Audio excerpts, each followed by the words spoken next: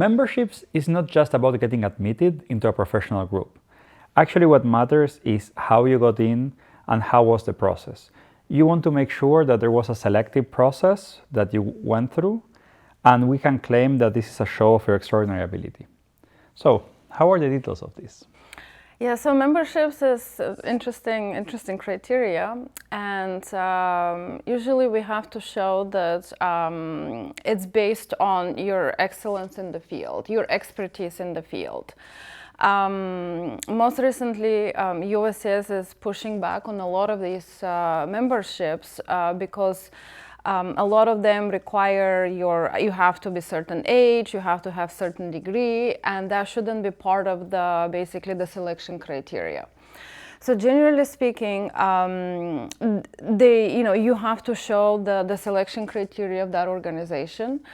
Who nominated you, what is their experience and expertise, and also who selected you for that membership, their experience and their expertise in the field. If you only have to pay a fee and then you get in, that's not going to work for your for EB1 and for O1 for that matter. So we're looking for element of exclusivity, basically. What about those associations where there's multiple levels? So maybe the first level is, easy, but then the other ones are not, or maybe they're committees. Right. So with these, obviously, if it's a general membership, that's not going to work for EB1 or for O1. Now, if you get into more like the senior membership or preferably the fellow membership level, that's more likely to be good evidence for EB1 and for O1. Also, sometimes, and I cannot say that this works all the time, but let's say the organization has just a general membership. That's not going to work. But then you're actually on the advisory board within that organization. Usually, at least in the United States, advisory boards actually, they have their own criteria for selecting their board members. And there you have to show expertise in the field, you have to interview with the other board members. So you do have that element of exclusivity joining that advisory board. So that, generally speaking, that should work. Got it. And is it the same if you're just a member or if you're a very involved member doing things within the organization? Yeah, I mean, you have to be active with the organization. So people tend to get a lot of memberships. Sometimes I see clients, they say, well, I have 10 memberships. And then when I ask them, do you know where, they can really tell you because it's a whole list of things. So that's not very effective. What's effective is maybe you have 1 or 2 memberships, but you're really engaged and involved with that organization. So I'll take, for example, IEEE, since a lot of the technology professionals are joining it.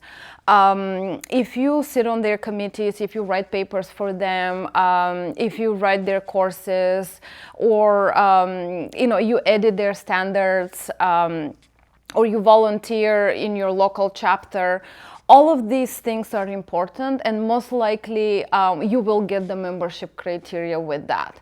Now compare that to I'm a senior member of IEEE and I have a certificate. Well, that's you and thousands of other people.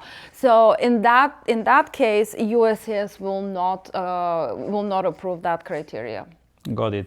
What about in professions where there are not that many associations? Let's say entrepreneurs, a case we see very often, with accelerators, very prestigious one like YC, Techstars, or other like that. Yeah, so with accelerators is interesting. So with that could work for an O1 if it's a prestigious accelerator, and if, let's say, for example, their selection is 5% or less. Perhaps this can be argued for an O1 that you're part of this prestigious sort of organization. You went through this competitive process. You got invited to join this accelerator. So for the O1, that would work. Now for EB1, it is risky. I mean, it can be argued, but we have to be careful with that because unfortunately, accelerators don't really fit into the definition of membership for EB1 purposes. Yeah, or so O1 purposes. Yeah, so O1 is more flexible. EB1, Right. It depends a bit on the official, Right, yeah. on the officer. And The other thing we always talked about here is like this needs to be a personal membership, not a company membership. Yeah, so it has to be, I mean, you have to be the member. It has to be an individual membership. It has to be based on your accomplishments, not on your company. So sometimes, companies get memberships in, different organizations, either because they can pay $10,000 to join, and then they give opportunities for their employees to become member of that organization. That's not gonna work. It has to be you, your skills, your extraordinary ability that will get you that membership. So in order to claim membership, it needs to be a competitive process to get into the association or into that sub-level of the association, and it needs to be a personal membership.